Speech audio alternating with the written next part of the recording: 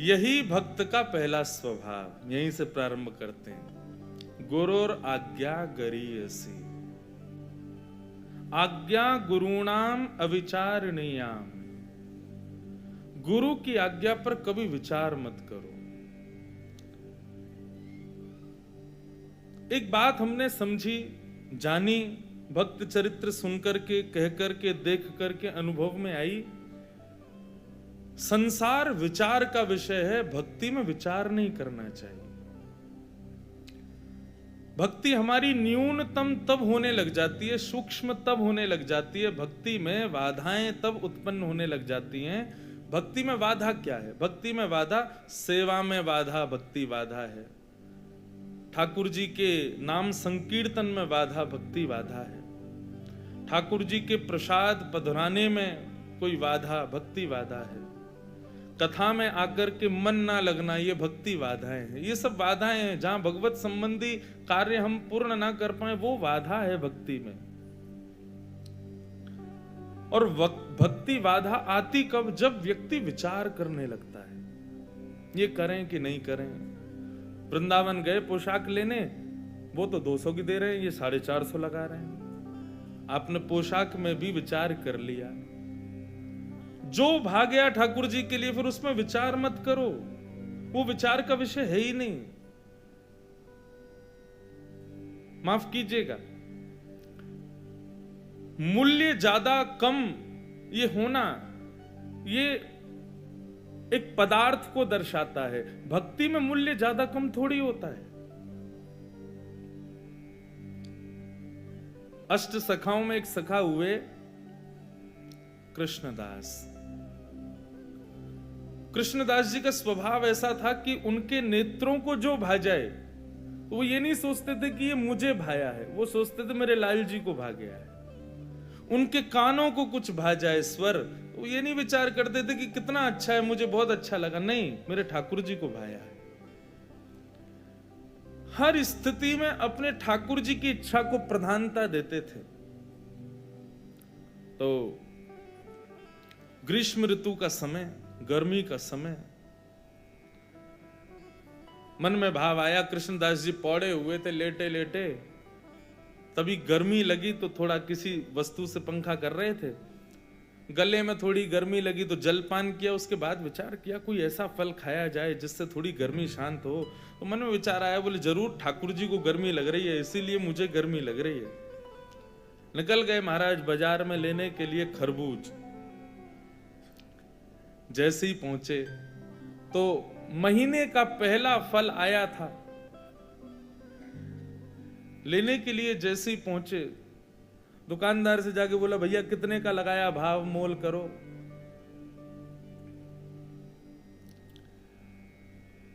दुकानदार ने जो भी भाव था उसका 1 रुपया 2 रुपया बताया, बोले इतने का है, लो।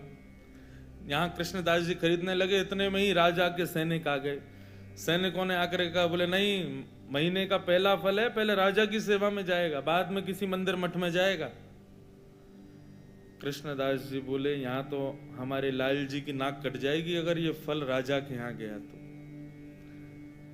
महीने का पहला फल है, ठाकुर जी की सेवा में जाना चाहिए। अब इनको प्रवचन क्या सुनाऊं मैं? ये राजा के यहां रहने वाले लोग, इनमें बुद्धि विवेक तो होता नहीं है, केवल तनख्वाह के लिए राजा की जय जयकार करते हैं। हमारे यहां तनख्वाह थोड़ी देते हैं ठाकुर जी, हम तो फिर भी जय जयकार करते हैं। ये राजा के लोग, इसको क्या समझाऊं मैं? कृष्णदास जी उनको समझाते तो बात बिगड़ जाती। कृष्णदास जी ने बोला भैया देखो, पहले हम आए तो हमको देना चाहिए। दुकानदार बोला पहले आप आए हो, लेकिन अगर इनको नहीं दिया तो ये दंड दे सकते हैं मुझे, राजा के लोग हैं, मैं तो इन्हीं को दूंगा। कृष्णदास जी बोले अगर हम तुमको दुगना रुपया दें तो, 1-2 रुपए की चीज की अगर हम 5 रुपए दें तो भी नहीं दोगे? तो उसका मन थोड़ा लोभ में आ गया। उसने कहा भैया देखो, आप भले ही राजा के यहाँ से, लेकिन राजा सबका भला चाहता है ना। अगर इनकी वजह से मेरे घर की रोटी बढ़िया आ जाए तो फिर मैं इन्हीं को दे देता हूं, ये 4 रुपया दे रहे हैं।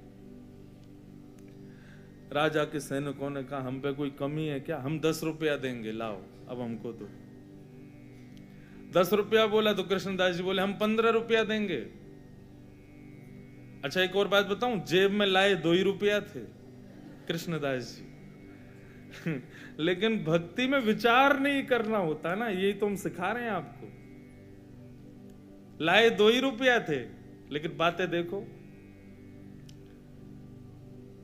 सैनिक बोले भाई राजा की नाक कटेगी। सुनो, 20 रुपया देंगे, फल हमको दो। कृष्णदास जी बोले 25 देंगे, बिना विचार किए हमको दो। करते करते करते महाराज मोल पहुंच गया 90 रुपए पे। कृष्णदास जी सीधे बोले हम 100 रुपया देंगे, अब तो हमको देना ही पड़ेगा। फल वाला सोच रहा है ये जल्दी ले में, और मैं यहां से जाऊं, मेरी तो छुट्टी, अब तो 1 आध साल अगर दुकान नहीं भी लगाऊंगा तो चलेगा, 100 रुपया मिल रहे हैं, उस समय बहुत होते थे। जब 100 रुपए पर अंक पहुंच गया कृष्णदास जी का,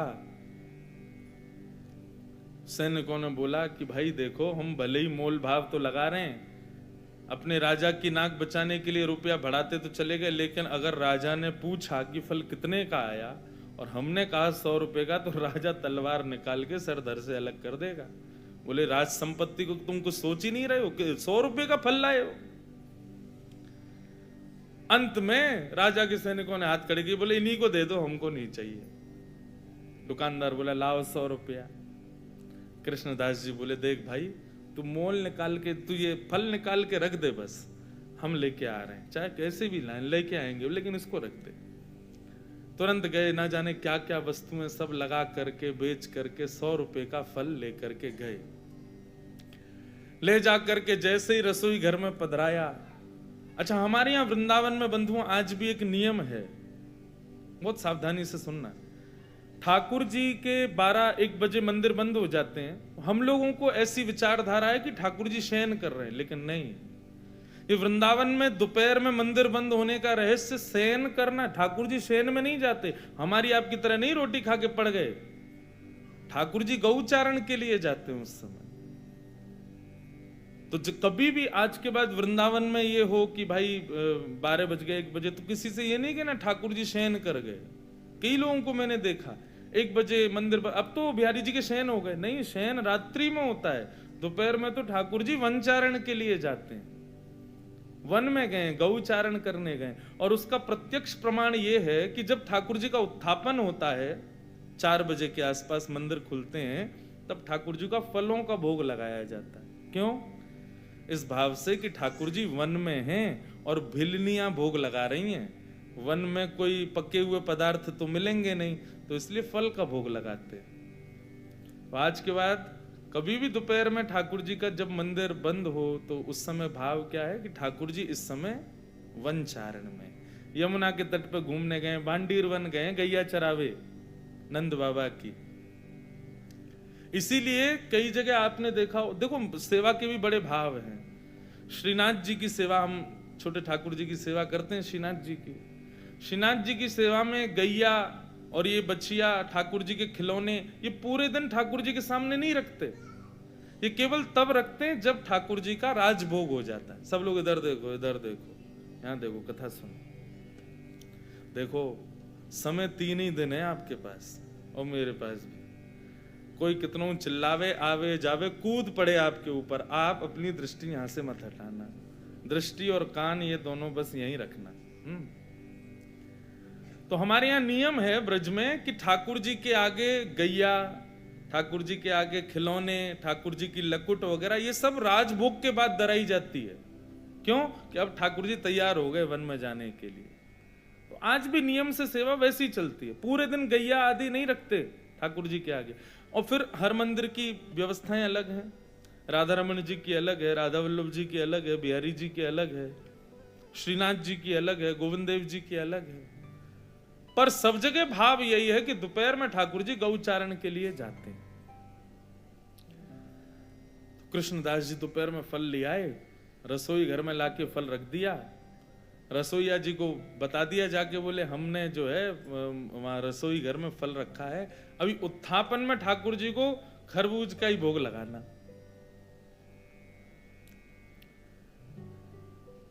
कृष्णदास जी बड़े प्रसन्न थे कि भैया महीने का पहला फल ठाकुर जी की सेवा में आएगा, ठाकुर जी पाएंगे, आनंदित हो जाएंगे। रसोईया स्नान ध्यान करके जैसे ही रसोई घर में गए, पूरी रसोई खोज ली, लेकिन महाराज फल नहीं मिला, कोई ले गया उसको वहां से। बाहर आके कृष्णदास जी से कहा, बोले कि कृष्णदास जी अंदर तो फल है ही नहीं। बोले अरे मैंने वहीं रखा है। बोले मैंने देख लिया, कहीं भी नहीं है, सब जगह खोज लिया महाराज, फल तो कहीं चला गया, उसको कोई और ले गया। कृष्णदास जी बड़े व्याकुल हो गए।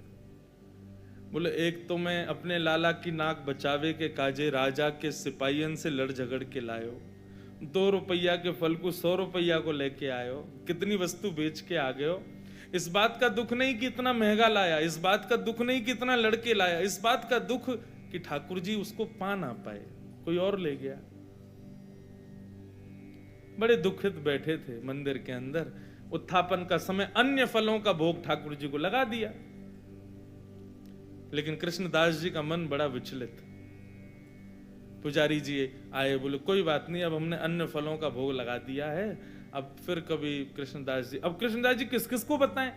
अच्छा एक और बात बंधुओं, जो बात बात पे ये बताए ना, मैं तो ये करके लाया था, मैं तो इतनी मेहनत से लाया था, समझो उसको इस बात से चिंता नहीं कि ठाकुर जी ने धारण नहीं की, उसको इस बात की चिंता कि मैंने मेहनत की थी। कृष्णदास जी को ये चिंता ही नहीं थी कि मैंने कितना श्रम किया, उनको ये चिंता थी ठाकुर जी ने पाया नहीं। रोते रहे, सब समझाते रहे कृष्णदास जी को। उत्थापन का भोग जब अनोसर हुआ और पुजारी जी ने बाहर आकर के जैसे ही कपाट खोलने की घोषणा की, सब दर्शनार्थी खड़े हो गए। कृष्णदास जी के भी नेत्र लाल पड़े थे। जैसे ही कपाट खुले तो क्या पाया, ठाकुर जी के उर्ध बाहु के ऊपर वही फल रखा जाता जो कृष्णदास जी लेकर के आए थे।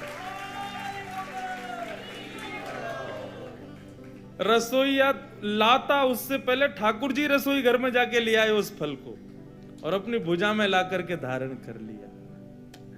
जैसे ये दृश्य कृष्णदास जी ने देखा, मूर्छित हो गए, भाव में प्रवेश कर गए और ठाकुर जी के बार बार बलैया लेने लगे। जय हो नाथ, साचो प्रियतम आप ही हो, बिन गोपाल को नहीं अपनो, जासों कीरत रहिए। सूरदास जी कहते हैं संसार के प्रेमी लोग कितना भी प्रेम का आप उनके सामने बखान कर दो, कितना भी अपना प्रेम उनके सामने उजागर कर दो, कभी ना कभी उसका त्याग कर देंगे, लेकिन ठाकुर जी आपके प्रेम को हृदय से लगा करके रखते हैं। इसलिए मैं कथाओं में कहा करता हूं, ठाकुर जी को 56 भोग प्रिय नहीं, ठाकुर जी को इत्र प्रिय नहीं, ठाकुर जी को चंदन प्रिय नहीं, ठाकुर जी को दुनिया भर की पोशाक प्रिय नहीं, सोने चांदी हीरे जवाहरात प्रिय नहीं, अपने प्रेमी भक्त का भाव प्रिय है। उसका भाव कैसा, उसका भोग ठाकुर जी लगाते हैं। 56 भोग है, इससे ठाकुर जी को कोई अभिप्राय नहीं। इसलिए भैया भक्ति का पहला सूत्र अपना लीजिए कि भक्ति विचार का विषय नहीं है, विचार नहीं करना है। आप विचार मत करो, बस जो करना भाव मन में आ गया बस कर दो, ठाकुर जी सब संभाल लेंगे। ये विचार उत्पन्न होना और फिर स्वयं को उसके ना योग्य मान करके उस क्रिया को ना करना, ये ठाकुर जी की परीक्षा है। पहले तो आपके हृदय में ऐसा विचार उत्पन्न करा देंगे कि ऐसा ऐसा मुझे उत्सव करना है ठाकुर जी का, और फिर बाद में आप सोचो अरे हम पर धन तो है ही नहीं, हम तो कर ही नहीं पाएंगे। आप जैसे ही उस भाव से पीछे हटे, ठाकुर जी आपको परीक्षा में फेल कर देंगे। फेल क्यों? विचार कर रहा है। रैदास जी का चरित्र सुना है? जब ठाकुर जी उनकी सेवा में आए ना, तो रैदास जी अपने ठाकुर जी को, रैदास जी का स्वभाव था कि वो तीर्थों में ही घूमते रहते थे, लेकिन जब से ठाकुर जी सेवा में आए तब से उनका तीर्थ छूट गया। क्यों? ठाकुर जी को समय पे भोग नहीं लग पाता, ठाकुर जी को यथा उचित स्थान पे बैठा नहीं पाते, क्या करें, तीर्थ जा ही नहीं पा रहे थे। तो रैदास जी ने ऐसा बना लिया, अपनी कुटिया में ही अलग अलग तीर्थों के नामों से पर्चियां लगा दी और रोज ठाकुर जी का श्रृंगार करके कहते, कहो लाल जी कहां चलोगे? अच्छा तो आज रामेश्वरम जाना है, ठाकुर जी की चौकी उठाते, नेत्र बंद करते, ओहो देखो कितना सुंदर समुद्र बह रहा है, देखो ठाकुर जी रामेश्वर नाथ भगवान का अभिषेक चल रहा है, लोग ओम नमः शिवाय का उच्चारण कर रहे हैं, और ठाकुर जी की चौकी 2-4 बार ऐसी घुमा के रामेश्वरम जहां लिखा होता है तो वहीं बैठा, पहुंच गए रामेश्वरम, जय हो, बोलो भगवान शिव की जय हो। रामेश्वरम पहुंच गए ठाकुर जी, और फिर नेत्र बंद करके अपने ठाकुर जी को ही बताते, देखो ठाकुर जी अब हम धनुष कोड़ी पे घूम रहे हैं, अब देखो रामेश्वर भगवान के स्फटिक शिला के दर्शन कर रहे हैं, रामेश्वरम में कितने सारे कुएं हैं, हम उनमें स्नान कर रहे हैं, बैठे अपने गांव में हैं, अपनी कुटिया में हैं, लेकिन ठाकुर जी के प्रति भाव क्या रख रहे हैं कि हम रामेश्वरम में। रैदास जी की इस भक्ति का यह स्वरूप हुआ कि जेठ के महीने में अति गर्मी के अंदर यदि रैदास जी अपने ठाकुर जी को तैयार करके, चलो ठाकुर जी बद्रीनाथ चल रहे हैं, तो जैसे ही ठाकुर जी की चौकी बद्रीनाथ में रखी जाती ना, उनके गांव में जेठ के महीने में बर्फ गिरने लग जाती थी। गांव के लोग जेठ के महीना में 100 लोड के घूमते, कोई पूछता कहां गए हो, बोले जरूर रैदास के ठाकुर जी आज बद्रीनाथ गए होंगे, यही मारे बर्फ गिर रही है।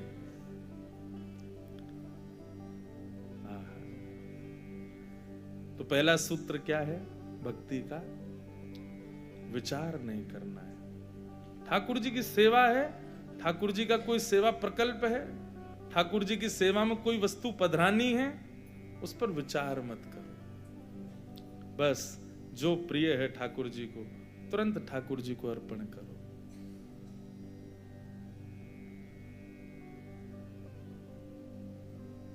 आज्ञा गुरुणाम अविचारणीया।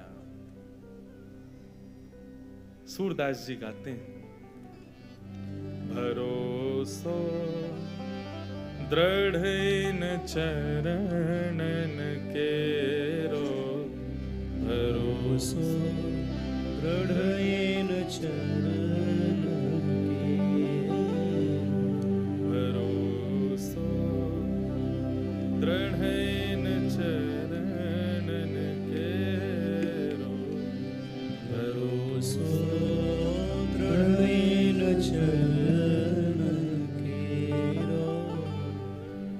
श्री वल्लभ नख चंद्र छटा बिन, श्री वल्लभ नख चंद्र छटा बिन, श्री वल्लभ नख चंद्र छटा बिन, श्री वल्लभ नख चंद्र छटा बिन, सब जग माही अंधेरो,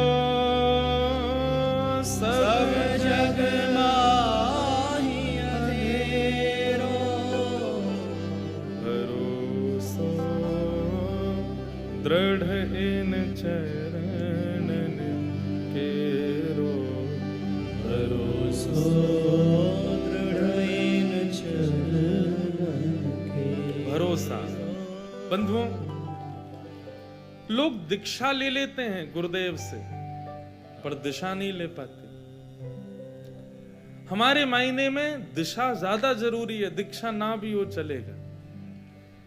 लोग गुरु मंत्र ले लेते हैं, स्वरूप ले लेते हैं, कंठी माला ले लेते हैं, लेकिन अपने गुरु की बताई एक बात नहीं करते अपने जीवन में। ऐसे दीक्षा का क्या फायदा? गुरु आज्ञा सर्वोपरि। गुरु आज्ञा भगवान की भक्ति में और पुष्टता लाएगी। हम भक्त चरित्र सुनने तो बैठे हैं, लेकिन भक्त चरित्र सुन के केवल आपको और मुझको संतोष हो जाए उससे काम नहीं चलेगा। वो भक्त चरित्र सुन के हमारे जीवन में भी वैसी भक्ति के कुछ प्रभाव प्रकाश पड़े, ये चाहते हैं। तो आज्ञा गुरुणाम अविचारणीया, गुरु की आज्ञा पर विचार। सूरदास जी तो कहते हैं भैया, व्रत नियम साधन नाम जप एकादशी आदि ये सब ना भी करो चलेगा, लेकिन कलयुग में यदि ठाकुर जी के चरण और ठाकुर जी के गुरुजनों के प्रति विश्वास भरोसा नहीं है तो साधन और नाहिया कली में, साधन और नाहिया साधन और नाही आकली में, साधन और नाही आकली में, जासो होत निवेरो, जासो होत निवेरो। गुरु आज्ञा को सर्वोपरि नहीं मान रहे हैं, लेकिन दुनिया भर के साधन कर रहे हैं, तो आपके सारे साधन व्यर्थ हो जाएंगे यदि गुरु आज्ञा नहीं मानी तो। भगवान के भक्ति भाव में किसी भी चीज पर भरोसा नहीं है तो आपके सारे साधन व्यर्थ हो जाएंगे। सूर कहाँ कहे दुविध आधरो, सुर कहाँ कहे दुविध आधरो, सूर कहाँ कहे दुविध आधरो, सुर कहाँ कहे दुविध आधरो। बिना मूल को चेरो, बिना मूल को चेरो, भरोसो दृढ़ इन चरणन केरो, भरोसो दृढ़ इन चरणन केरो। विश्वास का भी बंधुओं एक स्वरूप होता है। किस आकांक्षा से, किस उद्देश्य से विश्वास किया जाता है। कई बार हमारा ठाकुर जी में विश्वास इसलिए होता है क्योंकि हमें ये अंदर भाव रहता है कि ये हम पर कृपा करेंगे। कृपा किस रूप में मांग रहे हैं हम ठाकुर जी से? हमारे जीवन में सब सुखद हो जाए, सब आनंदित हो जाए, हमारे सब काम धंधे बढ़िया चलें, सब बढ़िया रहे। ये कृपा यदि आप मांग के ठाकुर जी पे भरोसा कर रहे हैं तो भरोसा भी नहीं करो तो चलेगा। गोपियां गोपी गीत में कहती हैं, अशुल्क दासिका, हम आपकी अशुल्क दासी, बिना मोल को चेरो। मतलब हमें आपसे कृपा की भी इच्छा नहीं है। आप हम पर रीझ हो, आप हम पर कृपा करो, हमको ये भी अभिलाषा नहीं है। कुछ नहीं, बस राजी रहो, प्रसन्न रहो, आनंद में रहो। भक्ति का बहुत बड़ा सूत्र है बंधुओं। ठाकुर जी से कोई मांगो मत, कुछ दो मत, बस आप प्रसन्न रहो। आपको जिसमें राजी, हम उसमें राजी। तत्सुखे सुखित्वम। तो भक्ति विचार का विषय नहीं है, उसमें विचार मत